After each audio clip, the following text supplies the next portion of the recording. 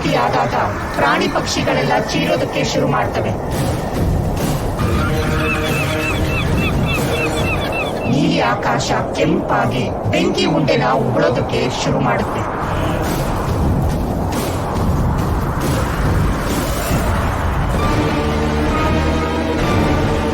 ಎಲ್ಲ ಅಲ್ಲೋಲ ಕಲ್ಲೋಲವಾಗುತ್ತೆ. ಭೂಮಿಗೆ ನಡುಕ ಬರುತ್ತೆ. ಸೂರ್ಯನಿಗೆ ಮಬ್ಬು ಹಿಡಿಯುತ್ತೆ.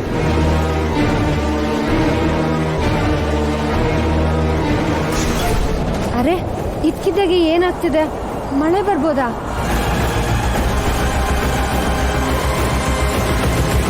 ಆ ಶಕ್ತಿ ಇಲ್ಲೇ ಹತ್ರದಲ್ಲಿದೆ. ಅಮ್ಮ ಹೇಳಿದ ಮಾತು ನಿಜ ಆಗ್ತಿದೆ. ಪ್ರಕೃತಿ ನನಗೆ ಸೂಚನೆ ಕೊಡ್ತಿದೆ. ಏಯ್, ನಾನು ಹೇಳಿದ್ನ ಕೇಳ್ಕೊಂಡು ಬಿದ್ದಿರೋದು ಬಿಟ್ಟು ಅದು ಯಾವಳೋ ಜೊತೆ ಅಲಿತಿದ್ಯಾ? ಅವಳೇ ನಿನ್ ಬಾಡಿ ಗಾರ್ಡ? ಜುಜುಬಿ ಒಂದು ಫ್ಯಾಕ್ಟ್ರಿ ವರ್ಕರ್ ಅವಳು. ಇನ್ನೊಂದ್ಸಲ ಆ ಹಳ್ಳಿ ಗಮಾರಿ ಜೊತೆ ನೀನೇನಾದ್ರು ಸುತ್ತೋದ್ ಕಂಡ್ರೆ ಹುಷಾರ್. ಇನ್ನೊಂದ್ಸಲ ಓಡಾಡ್ತೀಯ ಅವಳ ಜೊತೆ?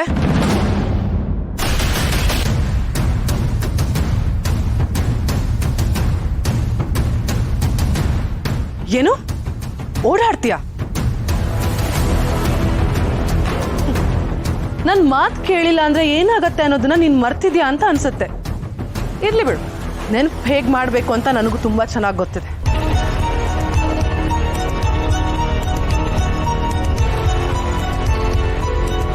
ಇದನ್ನ ನಾನಿವಾಗ ಚಾರ್ಲಿಗೆ ಹಾಕ್ತೀನಿ. ಚಾರ್ಲಿ ಇದನ್ ತಿಂದ್ರೆ ಅವನ್ ಹೆಲ್ತ್ ಅಪ್ಸೆಟ್ ಆಗತ್ತೆ. ನೀನ್ ಮಾಡಿರೋ ತಪ್ಪಿಗೆ ಚಾರ್ಲಿ ಶಿಕ್ಷೆ ಅನುಭವಿಸ್ತಾನೆ.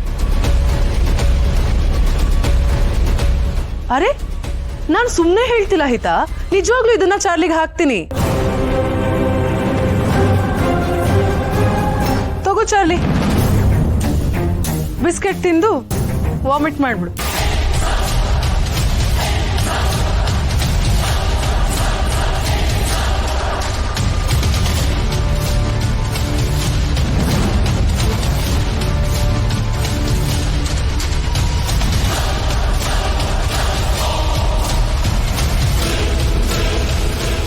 ಚಾರ್ಲಿ ತಿನ್ನು.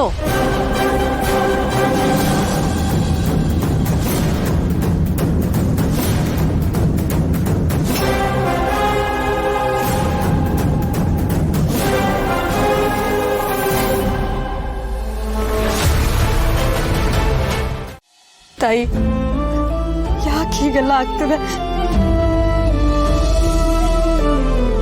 ಯಾಕೆ ನಾನು ನನ್ನ ಶಕ್ತಿ ಮೀರಿ ಪ್ರಯತ್ನ ಪಡ್ತಾನೆ ಇದ್ದೀನಿ, ಆದ್ರೂ ನಾನು ಅನ್ಕೊಂಡಿದ್ದು ಒಂದು ಆಗ್ತಿಲ್ವಲ್ಲ.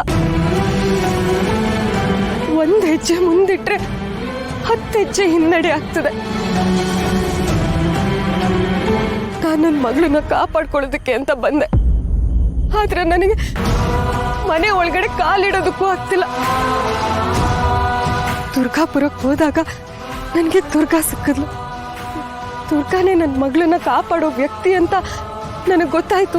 ಅವಳನ್ನ ಬೆಂಗಳೂರಿಗೆ ಕರ್ಕೊಂಬಂದೆ. ಆದ್ರೆ ಈಗ ಅವಳು ಹೋಗ್ತಿದ್ದಾಳೆ. ನಾನು ಅವಳನ್ನ ಹೇಗ್ ತಡಿಲಿ ತಾಯಿ? ಅವಳಿಂದ ನನ್ನ ಮಗಳನ್ನ ಕಾಪಾಡೋದಕ್ಕೆ ಸಹಾಯ ಹೇಗ್ ತಗೊಳ್ಳಿ? ಹೇಗ್ ನಮ್ಮ ಮನೆಗೆ ಕರ್ಕೊಂಡು ಹೋಗ್ಲಿ? ನನಗೊಂದು ತೋಚ್ತಾ ಇಲ್ಲ. ನನಗೆ ನೀನೇ ಸಹಾಯ ಮಾಡ್ಬೇಕು, ಮಾಡ್ಲೇಬೇಕು. ನನ್ನ ಕಣ್ಮುಂದೆ ಕತ್ಲು ಬಿಟ್ಟು ಬೇರೆ ಏನು ಕಾಣಿಸ್ತಿಲ್ಲ ತಾಯಿ, ಏನು ಕಾಣಿಸ್ತಿಲ್ಲ.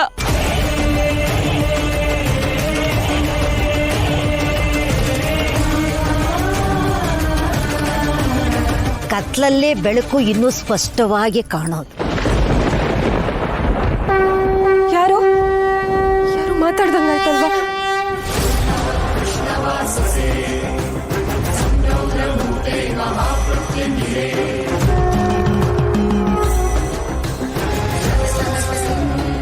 ಅಮ್ಮ ಅಮ್ಮ, ನೀವೇನಾ ಈಗ ನನ್ನ ಜೊತೆ ಮಾತಾಡಿದ್ದು? ಕತ್ಲಲ್ಲೂ ಬೆಳಕು ಸ್ಪಷ್ಟವಾಗಿ ಕಾಣುತ್ತೆ ಅಂತ ಹೇಳಿದ್ದು ನೀವೇನಾ? ಯಾವುದು ಅಂತ್ಯದ ಹಾಗೆ ಕಾಣಿಸ್ತಿದೆಯೋ ಅದೇ ಹೊಸ ಆರಂಭದ ಮುನ್ನುಡಿಯೂ ಆಗಿರಬಹುದು. ಅಂದ್ರೆ ದೇವಕಿ ತನ್ನ ಹೊಟ್ಟೆಯಲ್ಲಿ ಹುಟ್ಟೋ ಮಗು ಈ ಸಲನು ಪ್ರಾಣ ಕಳ್ಕೊಳ್ಳುತ್ತೆ ಅನ್ನೋ ದುಃಖದಲ್ಲಿದ್ದಾಗ ಯಶೋದೆ ತನ್ನ ಮಡಿಲು ಯಾವಾಗಲೂ ಖಾಲಿಯಾಗಿರುತ್ತೆ ಅನ್ನೋ ನೋವಲ್ಲಿದ್ಲು.